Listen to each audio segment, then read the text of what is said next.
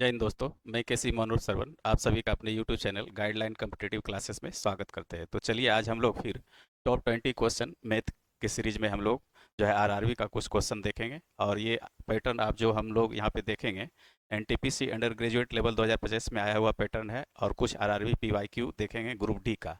तो इसमें RRB NTPC under graduate level वही क्वेश्चन को लाए हैं जिस जो पैटर्न हमेशा आपको आरआरबी में रिपीट होने को मिलेगा। ठीक है, तो उसको जरूर जो है ध्यान से देखिएगा। और जो है यही सब पैटर्न जो है डाटा बदल करके जो है आपको आरआरबी में पूछा जा रहा है। तो चलिए हम लोग प्रश्न को लगाने का प्रयास करते हैं। देखिए पहला क्वेश्चन है आरआरबी ग्रुप डी से संबंधित, है ना। इसमें क्या है, कहता है 85% वेतन खर्च करने के बाद आलोक प्रति माह 1200 रुपया बचाता है। तो उसका मासिक वेतन कितना होगा, यानी खर्च कितना कर रहा है, 85% खर्च कर रहा है, तो बचत उसका कितना हो गया, 85 5 90 10 100, यानी 15% उसका बचत हो गया। और इसी 15% का मान निश्चित राशि दिया हुआ है 1200। तो 1200 का तुलना 15% से करा देंगे और गुना 100 कर देंगे। तो ये हमारा क्या निकल जाएगा, वेतन निकल जाएगा। 15 से काट दीजिए तो 80 हो जाएगा। 80 पे 2 जीरो, अर्थात ये आपका 8,000 रुपया हमारा मासिक वेतन निकल गया। ठीक है, आलोक का अगला प्रश्न चलिए आइए। एक शहर की जनसंख्या कहता है क्या है, 62% शिक्षित है। यदि अशिक्षित लोगों की संख्या 24,567 है तो शिक्षित लोगों की संख्या कितनी है। देखिए प्रश्न में हमेशा जो है जो भी परसेंटेज में डाटा है उसी डाटा को निश्चित राशि में देखिए कि क्या है। तो यहाँ पे परसेंटेज में हमारे पास शिक्षित है ना। परसेंटेज में हमारे पास शिक्षित है और अशिक्षित लोगों का क्या है, 24,567 है। ठीक है, तो यहाँ पे हम लोग अशिक्षित परसेंटेज में भी निकाल लेंगे। तो 62% हमारा शिक्षित जनसंख्या है, तो अशिक्षित कितना हो जाएगा, 62 8 70 30 100, यानी 38% हमारा क्या है, परसेंटेज में अशिक्षित है ना। लेकिन वास्तव में कितना है, 24,567। तो 24,567 का तुलना जो है 38% से करा दीजिए। अब पूछा क्या जा रहा है, तो शिक्षित लोगों की संख्या कितना है, यानी 62% का मान आपको पूछा जा रहा है। तो यहाँ 62% से गुना हम लोग कर देंगे, है ना। अब जो है इसको काटना खोटना है। अब काट भी सकते हैं या फिर क्या कर सकते हैं, 3830, यानी कि दो जगह इकाई अंक एक ही है, यूनिट डिजिट एक ही है। तो यूनिट डिजिट से भी चेक कर सकते हैं, या तो फिर जो हम लोग डिजिटल सम भी लगा सकते हैं, है ना। तो चलिए अब काटना है तो काट भी सकते हैं, नहीं तो डिजिटल सम लगा दीजिए। अगर डिजिटल सम लगाने आता है तो लगा सकते हैं। आइए हम लोग पहले काट लेते हैं। 19 दूना 38, है ना। और 19 अब कितना बच गया, 19 5 24 55, 19 3 57 हो जाएगा। तो 19 दूना 38 हो जाएगा, है ना। 38 55, तो 38 2 40, 10 50 5 55, यानी 17 बच गया।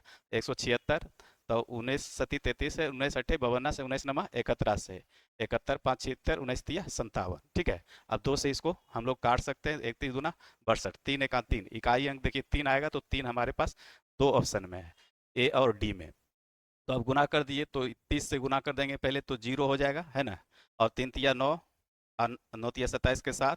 अब बाकी कितना, 3 दूना 6, 2 8 के 8, और 3 के 3 9, और एक बार और गुना करके जोड़ देंगे, तो एक से गुना करेंगे तो 1293 आ जाएगा। ठीक है, अब इसको जोड़ दीजिए, तो 3 9 9 18 का 8, 7 2 9 1 10, 8 1 9 1 10, और बाकी 4 4 0083, आपका ऑप्शन नंबर जो जाएगा डी। तो इस तरह से ये तो गुना भाग करके हुआ। अगर डिजिटल सम लगाते तो क्या होता, तो डिजिटल सम लगाने के लिए आपको जो है आना चाहिए। अगर आता है तो ठीक है, इसको भी लगा सकते हैं। तो 8 3 11, देखिए 11 का मतलब 1 1 2 हो गया, तो दो नीचे जब आ जाएगा तो 2 गुना 5 करेंगे तो ये हमारा 10 बनेगा, इन्हें जीरो बन जाएगा। तो दो ऊपर से भी गुना करना पड़ेगा आपको, है ना। ठीक है, 5 से गुना कर रहे हैं नीचे, तो 5 से ऊपर भी गुना करना पड़ेगा, है ना। तो 6 2 8, इसका डिजिटल सम 8 निकलेगा। और ये क्या हो गया, 7 2 9 खत्म हो गया, 5 4 9 खत्म हो गया, 6 6 गुने 8 गुने 5। तो यहाँ पे अब देखिए इसका क्या होगा, 8 6 का 48, 48 का डिजिटल सम निकालेंगे, या पनौटी 40 कर दी तो 4 हो गया, और 6 चौके 24, तो 24 का मतलब हो गया 4 2 6। इसका डिजिटल सम जो हमारे पास 6 आया। तो यहाँ भी देखिए डिजिटल सम इसका 6 आएगा। 8 3 11, 4 15, 15 का मतलब हो गया 5 1 6। ठीक है, तो ये हमारा डिजिटल सम से भी आप कर सकते थे। यहाँ पे 8 1 9 हो जाएगा, और 3 4 2 6 3 9 हो जाएगा। तो इसका डिजिटल सम 9 होगा, तो ये तो होगा ही नहीं हमारे पास, है ना।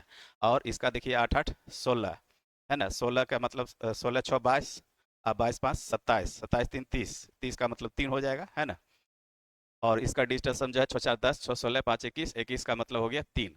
तो ठीक है, तो इस तरह से आप जो है जिस तरह से कर सकते हैं वो आप पे निर्भर करता है। मेन यहाँ पे होना क्या है, यहाँ तक तो सभी चीज आता है ना, सभी लोग आते हैं, सभी को इतना तक आना है। अब यहाँ आपके अनुसार करना होता है, आप जिस तरह से यहाँ कैलकुलेशन कर पाते हैं। ठीक है।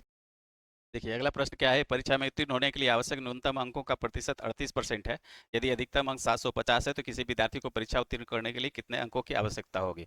तो क्या है, उत्तीर्ण होने के लिए हमको परसेंटेज में 38% चाहिए और टोटल अंक कितना है 750, तो 750 का जो है 38% निकाल देंगे तो पास हो जाएगा विद्यार्थी, है ना। पास होने के लिए वही पूछ रहा है, उत्तीर्ण होने के लिए तो 750 का 38% कर देंगे, है ना, 38/100। ठीक है, अब इसको काट खोट कर दीजिए, ये आपका आंसर हो जाएगा, है ना। 5 से काट सकते हैं, 5 दूनी 10, अब 5 15 75 और 2 19 38, है ना। 15 नंबर 35 से 5 बाकी अंत में कितना रह गया, 3 13 और 15 का 15 3 18 10 28, यानी 285 हमारा जो है रिजल्ट हो जाएगा। आंसर आपका जो जाएगा ए नंबर ऑप्शन। ठीक है, अगले प्रश्न पे हम लोग चलते हैं।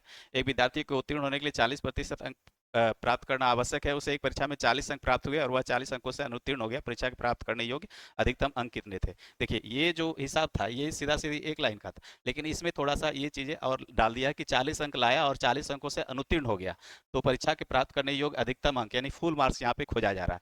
तो परसेंटेज में जो है पास होने के लिए हमको कितना चाहिए, 40% अंक चाहिए, है ना।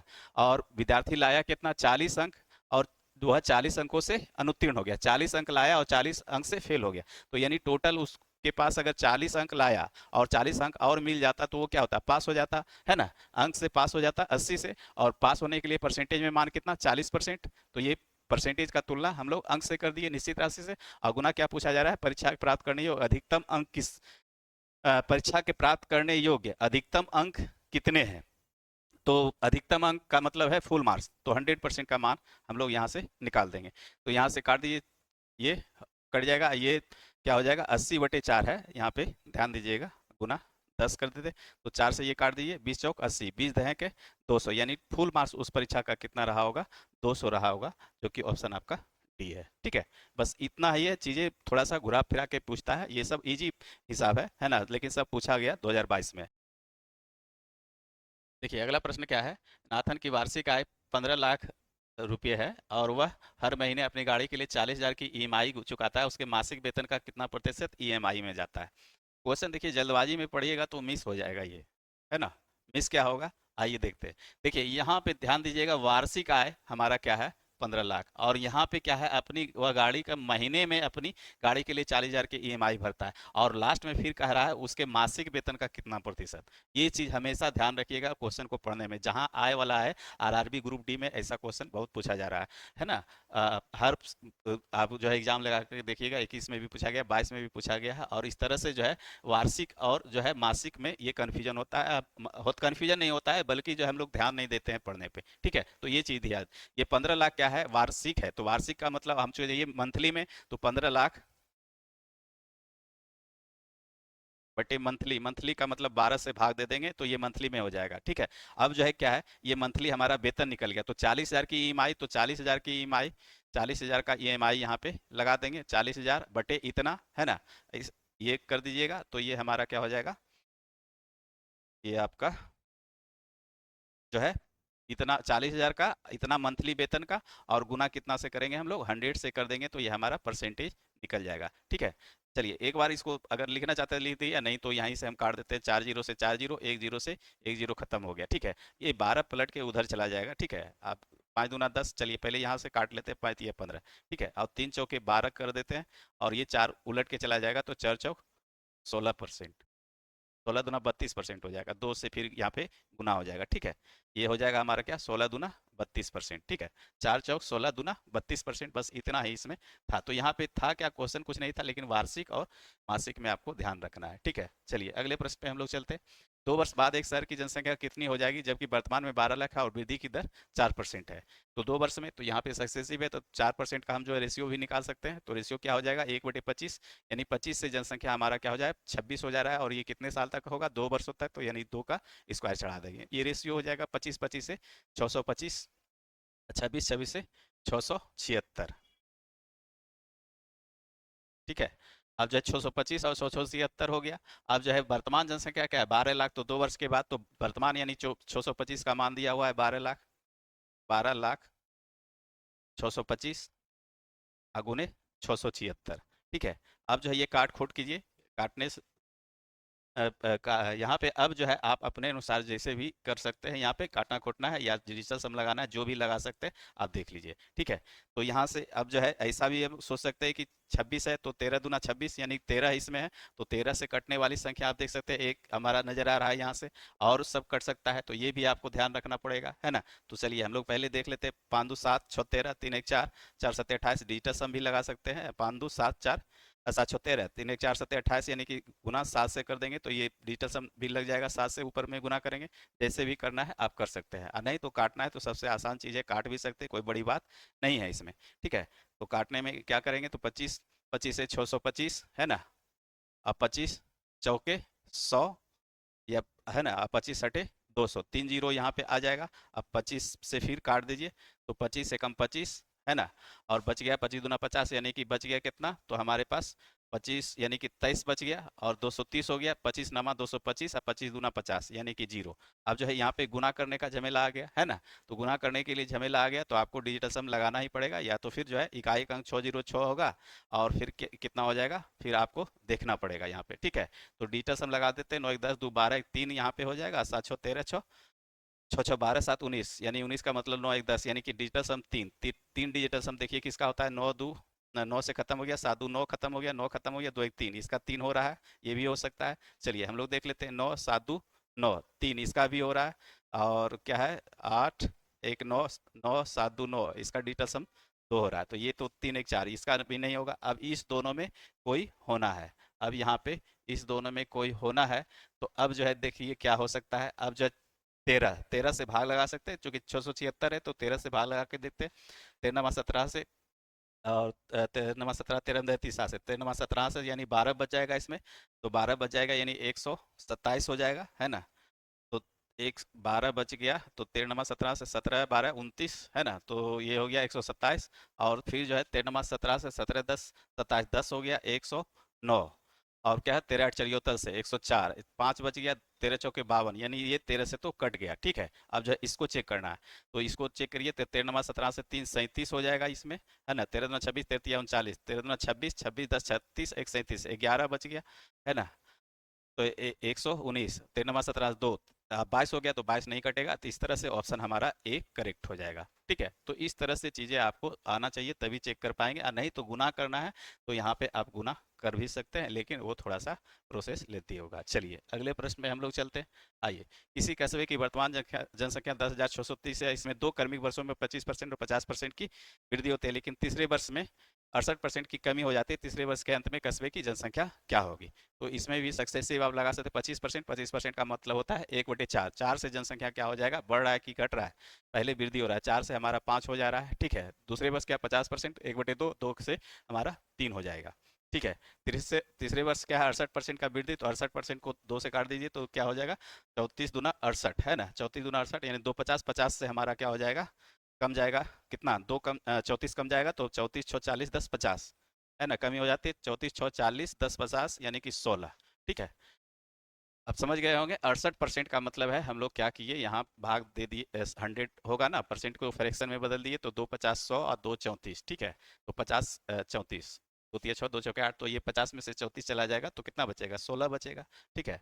16 4 20 30 20 50, तो ये हमारा हो गया। अब टोटल जनसंख्या क्या हुआ, अब यहाँ से काट सकते हैं, अब तेछा तेछी यहाँ पे इधर उधर करता है, 4 चौक 16 कर देंगे, 2 दूनी 4 कर देंगे, 5 दहे 50 कर देंगे, तो ये हमारा 10 से हमारा एक बार और काट दीजिए, 2 पचे 10 काटना चाहते हैं तो, है ना। अब ये सब चीज़ें आपको करने आना चाहिए।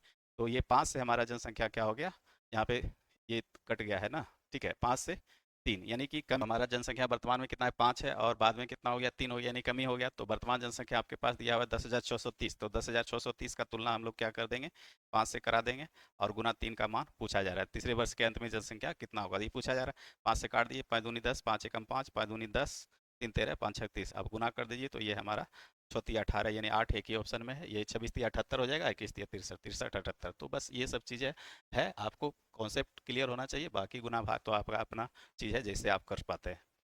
आइए अगले प्रश्न पे हम लोग चलते हैं।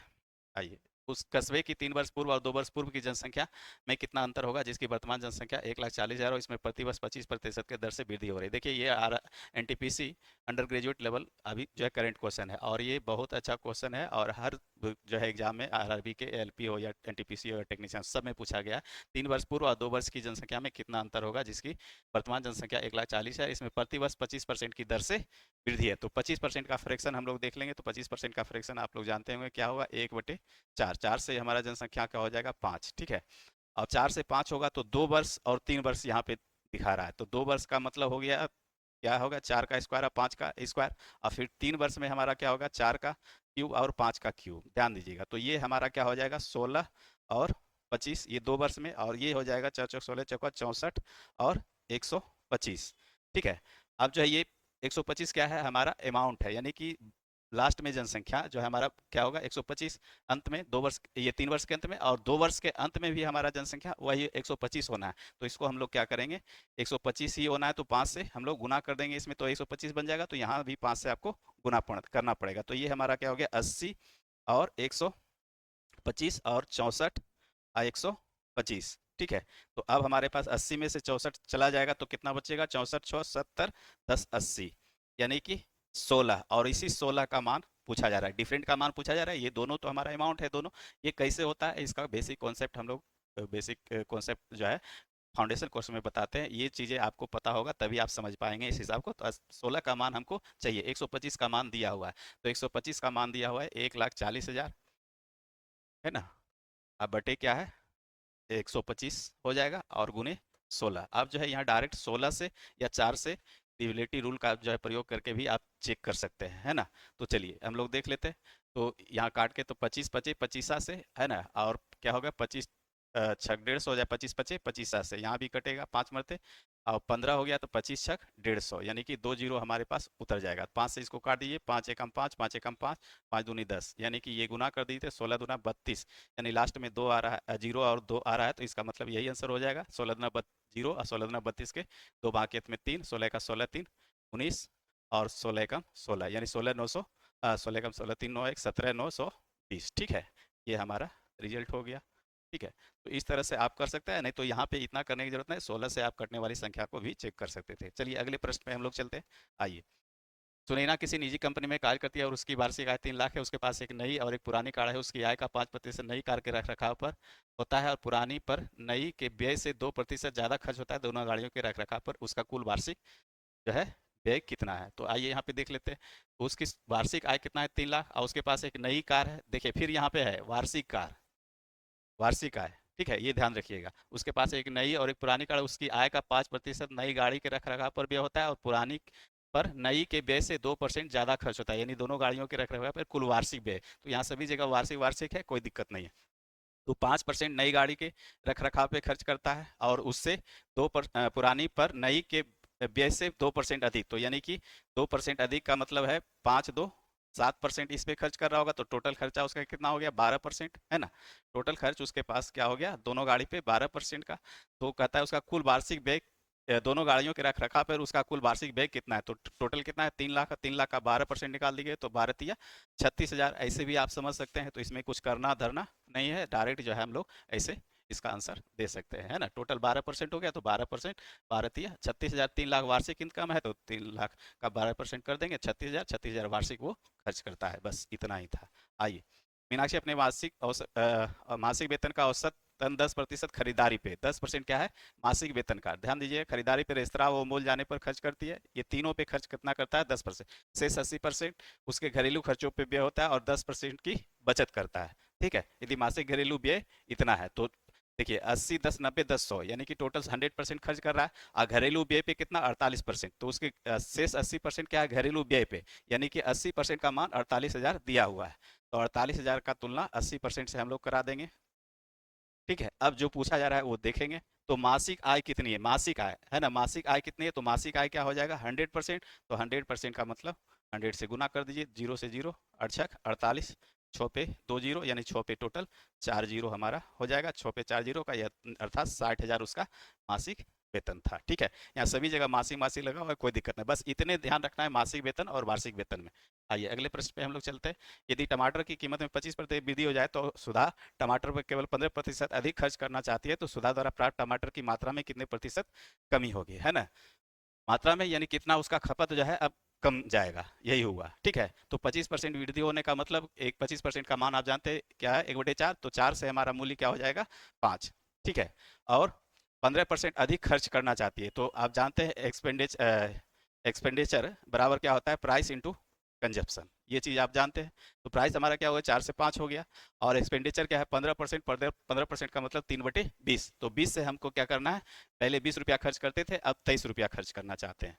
ठीक है, यही करना है, 15% अधिक खर्च करना है, तो 3/15, 3/20, सॉरी, 15% का मतलब 3/20, तो 20 से हमारा हमारा खर्च अब 23 होना है। तो पहले इसको 20 बनाने के लिए कितना 4 है यहाँ पे, तो 5 से करेंगे, और इसको 23 बनाने के लिए क्या करेंगे, 5 के 20 और 5 छक 30, 4.6 का हम लोग जो है गुना करेंगे यहाँ पे, तो 23 बनेगा, है ना। 5 30 के 0, 5 के 20, 3 23, इतना हो गया। अब देखिए यहाँ पे कंजप्शन क्या हुआ, मात्रा मतलब कंजप्शन, तो 5 से 4.6 यानी कमी हो गया कितना का, 0.4 का, कितने में, 5 में, तो गुने 100 में क्या हो जाएगा, तो ये 0 दशमलव से 0 हटा दीजिए, 5 दूना 10, यानी 8% का जो है उसके मात्रा में, यानी कमी में हो गया क्या, खपत में, यानी ऑप्शन आपका सी। तो इस तरह से कॉन्सेप्ट क्लियर होने के बाद हिसाब आसानी से आप बना सकते हैं। चलिए, अगर वीडियो अच्छा लगे तो लाइक भी करते जाइए, है ना। एक किराने की दुकान दो अलग अलग विक्रेताओं से पैक किए गए रस की 600 बोतलें खरीदती है। 20% माल विक्रेता एक से और 80% विक्रेता दो से लेता है। एक बोतल का क्रय मूल्य 25 है। विक्रेता दो के माल की समीक्षा करने के बाद दुकानदार को पता चलता है कि 25% माल सिर्फ एक दिन की अवधि तक ही उपयोग किया जा सकता है। वह माल वापस लौटाने का फैसला करता है। विक्रेता दो से उसे कितना धन वापस मिलेगा। देखिए, क्वेश्चन इतना बड़ा है, इससे जो है डरना नहीं है। जितना बड़ा क्वेश्चन होता है उतना आसानी से बनता है, क्योंकि उसमें डाटा अधिक दिया हुआ रहता है। ठीक है, तो क्वेश्चन को आप बढ़िया से पढ़िए, और बढ़िया से पढ़ने के बाद तुरंत जो है आप बना सकते हैं। तो क्या 600 बोतल खरीदा, तो 20% माल किससे खरीदा, जो है 1 से, और 80% किससे लिया, 2 से। ध्यान दीजिएगा, 600 माल खरीदा, और एक से और दो से, दो खरीद रहा है ना। तो 600 बोतल 20%, तो 20% का मतलब है 600 में 20% निकाल देंगे तो 120, और अगला से क्या खरीदा होगा, 48 यानी 480 बोतल इसी तरह से खरीदा होगा, है ना। 120 फर्स्ट से और 480 दूसरे से। आइए अब आगे चलते हैं। एक बोतल का क्रय मूल्य 25 रुपया है। विक्रेता दो के माल की समीक्षा करने के बाद दुकानदार को पता चला कि 25% माल सिर्फ एक दिन की अवधि तक ही उपयोग कर सकता है, दो का।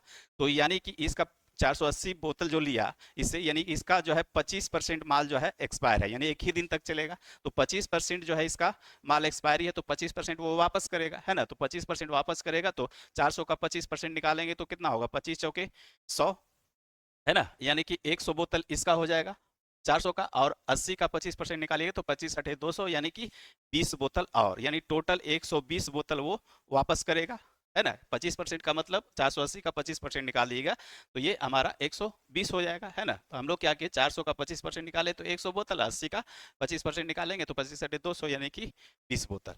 ठीक है, तो 20 बोतल यानी टोटल 120 बोतल वो वापस करेगा, और एक बोतल का क्रय मूल्य 25 रुपया है, तो गुना 25 से हम लोग कर देंगे, तो ये हमारा जीरो, 25 दूना 50, ये भी जीरो, 25 का 25 और 5 30, यानी 3000 रुपया जो है वो वापस करवा लेगा, जो कि ऑप्शन आपका आ जाएगा सी। तो इस तरह से चीजें, बड़ा क्वेश्चन देख करके डरना नहीं, उसमें डाटा बहुत होता है, आपको सिर्फ निकालने आना चाहिए था। ठीक है, चलिए अगले प्रश्न में हम लोग चलते हैं। पिछले वर्ष एक छोटे व्यवसायिक उद्यम में मयंक का पूंजी निवेश ₹20,000 था। इस वर्ष नए ग्राहक को सेवाएं प्रदान करने के लिए वह पूंजी वित्त पोषण को पिछले वर्ष निवेश किए गए निवेश से 30% तक बढ़ाने की योजना बना रहा है। वह इस वर्ष कितना निवेश करने का योजना बना रहा है। ठीक है, इस प्रश्न को आइए हम लोग लगाते हैं। पिछले वर्ष एक छोटे से व्यवसायिक उद्यम में मयंक जो है क्या है, 20,000 का निवेश किया।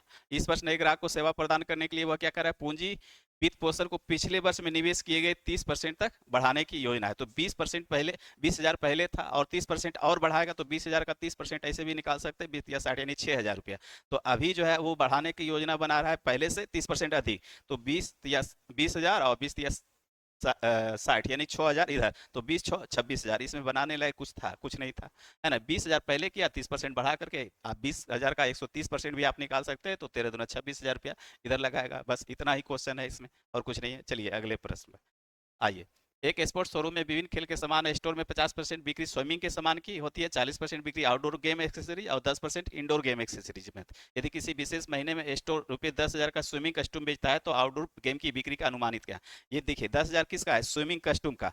तो स्विमिंग कस्टूम का यहाँ पे देखिए 50% बिक्री के स्टोर में 50% बिक्री स्विमिंग के सामान की होती है, तो 50% का मान हमारे पास 10,000 दिया हुआ है, और 50 40 90 10 100 टोटल 100% है। तो 50% का मान अगर 10,000 है तो 100% का मान पूछ रहा है या क्या पूछ रहा है, आउटडोर गेम की। तो आउटडोर गेम तो इंडोर 10% है, 40% बिक्री आउटडोर, यानी 50% का मान जो है 10,000 क्या है स्विमिंग कॉस्ट्यूम का, तो 40% का मान पूछा जा रहा है, तो 50% का मतलब हो गया 10,000। ठीक है, तो इस तरह से 40% का आप निकाल सकते हैं। अगर मुजवानी भी करेंगे तो कोई दिक्कत इसमें नहीं है, आसानी से हो सकता है ना। 10,000 ये 50% का मान है, तो 40% का मान आप निकाल दीजिए, तो 50 दूनी 100, अर्थात 200 गुने 4, 2 चौके 8, 8 पे 3 जीरो, यानी कि 8,000 रुपया वो जो है क्या है आउटडोर गेम से प्राप्त करता है। बस इतना ही सब चीज होता है इसमें। आइए, अगला प्रश्न क्या है, दो उम्मीदवार के बीच हुए एक चुनाव में 96% पंजीकृत मतदाताओं ने मतदान किया। कितना किया? 96% पंजीकृत, 100 में से 96 किया, ठीक है। और 10% मत अवैध पाए गए। विजयी उम्मीदवार को वैध मतों का 57% प्राप्त हुआ, वह 378 मतों के अंतर से चुनाव जीत गया। तो कुल कितने मतदाता पंजीकृत थे? हिसाब देखिए बहुत अच्छा है, कॉन्सेप्ट अगर आपके पास पता है, चीजें आप समझ रहे हैं, तो आसानी से बन जाएगा। क्या एक एक चुनाव में 96% दिया, टोटल पंजीकृत मान लिए एक्स था, तो एक्स का 96% दिया, यानी 96/100, ठीक है। और उसमें अवैध क्या है, 10% मत अवैध पाए गए, तो 10% अवैध हो गया, तो वैध कितना होगा, वैलिड 90% होगा, है ना। तो 90% यानी कि जो है 10% अवैध हो गया, तो 10% का फ्रैक्शन भी आप देख सकते हैं, 1/10, 10 में से एक अवैध हो गया, तो वैध कितना हो गया, 9/10, ठीक है। अब जो है आइए, विजयी उम्मीदवार को वैध मतों का 57% प्राप्त हुआ और वह 378 मतों से चुनाव जीत गया। अगर जो है 100 होता तो 57% ये लाता, तो हारने वाला कितना लाया होगा, तो 57 30 60 40 100, यानी कि 43% हारने वाला लाया होगा, है ना। और इस दोनों का अंतर आप देखिए कितना परसेंट होता है, तो 7 में से 3 गया 4, 5 में से 4 गया 1, यानी कि 14% का मार्जिन है। क्या है, इसी 14% का मान क्या दिया हुआ है, 378, यानी दोनों का मार्जिन हमारे पास क्या निकला, 14%, और इसी 14% का जो है मत से वो जीत गया, यानी 378 मत से जीत गया, या 378 मत से हार गया। तो टोटल हमारे पास अब जो है एक्स का 96% लाया वोट किया, और उसमें भी 9/10 जो है वैध मत निकला, और इसका 14% कर देंगे, यानी 14/100 कर देंगे, तो ये हमारा टोटल जो है क्या हो जाएगा, हारने या जीतने का मत निकल जाएगा, और जो कि आपके पास दिया हुआ है 378। बस इतना ही आपको करना था। अब यहाँ गुना भाग है, आप जैसे कर सकते हैं वो आपकी इच्छा है, ठीक है। तो आइए हम लोग काट देते हैं कितना से पहले, 7 3 10 8 18, 9 से ही काट देते हैं इसको, है ना। आइए 9 से पहले काट लेते हैं हम लोग। 9 चौक 36, 3 36, और 1 37, 9 दूना 18, ठीक है। चौतिया 42, और फिर ये 3 से हमारा कट जाएगा, 3 तिया 9, 3 दूना 6 32, है ना।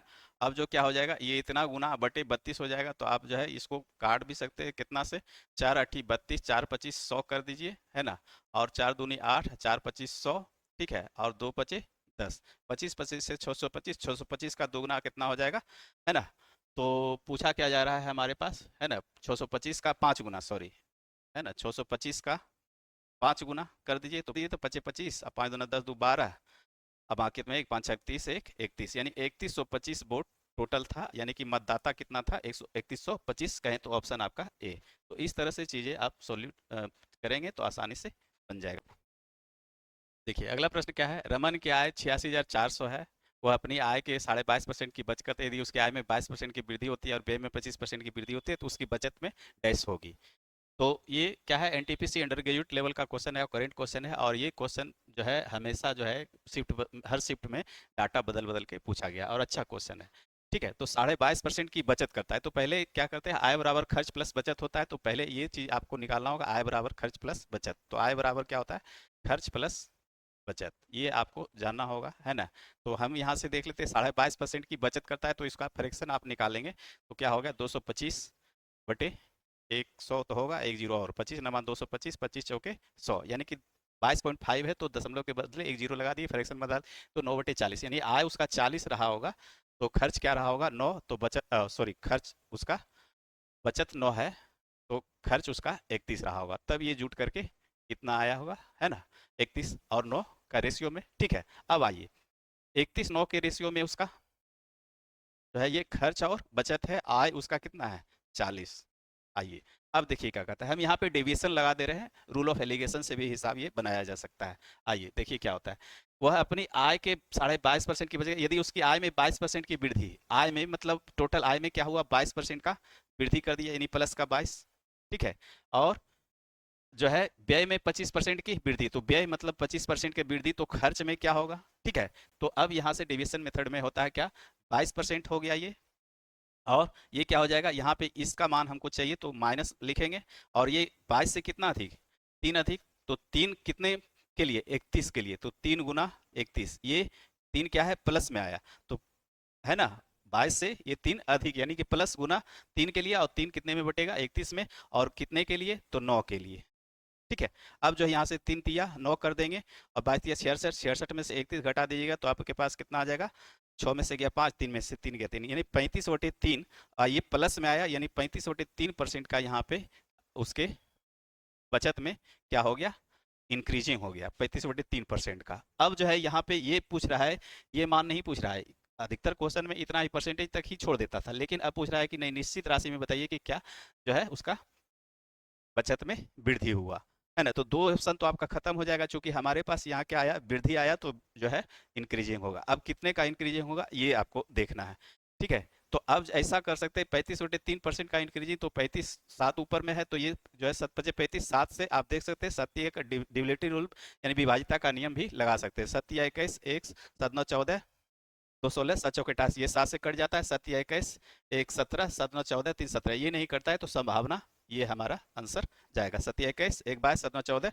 2 16 7 चौके 28, यानी ए ऑप्शन होगा। अब कैसे होगा, तो ये चलिए आप जो है सबसे पहले अब इसको हम लोग निकाल के देख भी लेते हैं, है ना। आइए, तो क्या है, ये हमारा जो है 86,400 रुपया आय है उसका, तो 86,400 रुपये उसका टोटल आय है। इसका जो है व्यय क्या निकलेगा, तो व्यय निकलेगा 9/40, है ना, 40 का मान ये हमारा दिया हुआ है, और सॉरी व्यय नहीं, बचत, बचत में चाहिए, बचत में वृद्धि, तो बचत उसका कितना है, 9, 86,400, ये 40 का मान, टोटल आय उसका 40, और बचत कितना, तो 9, 9 से गुना कर देंगे तो ये उसका बचत निकल जाएगा, ठीक है। और बचत का कितना परसेंट इंक्रीजिंग, तो 35/3%, तो 35/3%, परसेंट का मतलब 2 जीरो यहाँ पे लगा दिए, तो 2 जीरो से 2 जीरो खत्म हो जाएगा, 3 तिया 9 खत्म हो जाएगा, 5 8 40, 5 7 35, अब इसको 8 से काटिएगा, 8 काम 8, 8 8 64, अब ये गुना कीजिए, 21 8 कितना हो गया, 168, देखिए 21 8 168, 68 आ गया लास्ट में, इसका मतलब है ऑप्शन आपका एक सही होगा, है ना। और 21 का 21 एक 22 हो गया, 2268, तो इस तरह से यहाँ गुना भाग से भी आप बच सकते हैं, बशर्ते आपको करने आना चाहिए। चलिए अगले प्रश्न में हम लोग चलते हैं, आइए। एक जिले की जनसंख्या 37,000 कितना, 3,74,000 है, जिसमें से 1,70,000 पुरुष है, 78% जनसंख्या साक्षर है, यदि 72% पुरुष साक्षर है तो कितने प्रतिशत महिलाएं साक्षर है।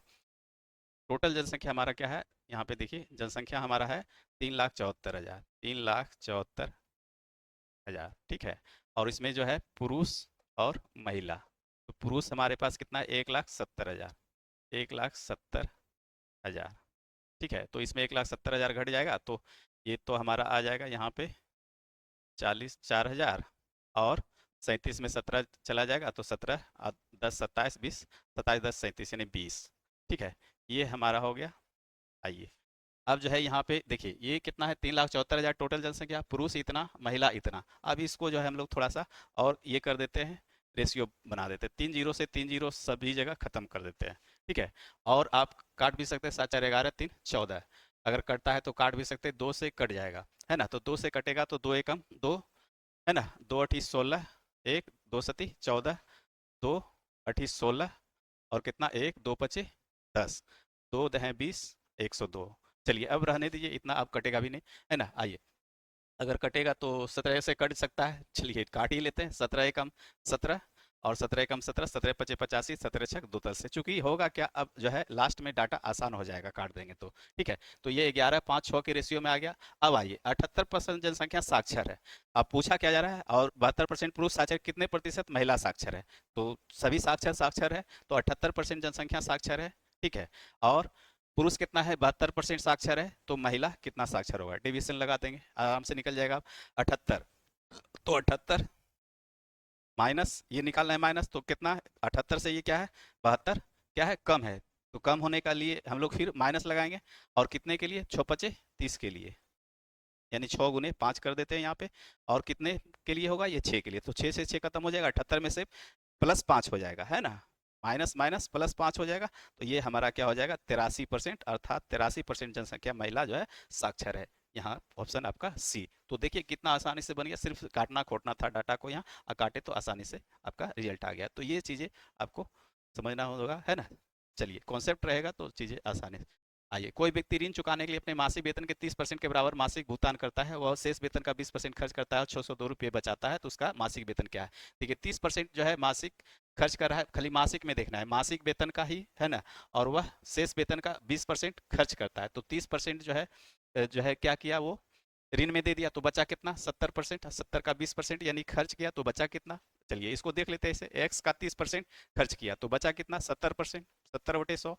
और फिर शेष का, तो शेष का 20% खर्च किया तो यही बचा उसके पास क्या 80/100, और इतना बच करके टोटल 602 रुपया उसका बच रहा है। बस यही करना है, 2 जीरो से 2 जीरो खत्म कर दीजिए, और कितना 7 से कर दीजिए, 7×8 = 56, 8×7 = 42, इसको 4 से पहले के 4×2 = 8, 4×25 = 100, 2×4 = 8, 2×3 = 6, यानी कि x बराबर 25×43, 25×43 अगर गुना करेंगे तो लास्ट में 25×3 = 75, 5 आ रहा है, ऑप्शन आपका डी क्लियर हो जाएगा। दो ऑप्शन है, सॉरी, दो ऑप्शन है तो आपको देखना पड़ेगा। ऐसे भी 25×75 के 5, बाकी अंत में 7, 25×4 = 100, 100 और 7, यानी कि 10×75 वही आया आपका ऑप्शन डी। चलिए इस तरह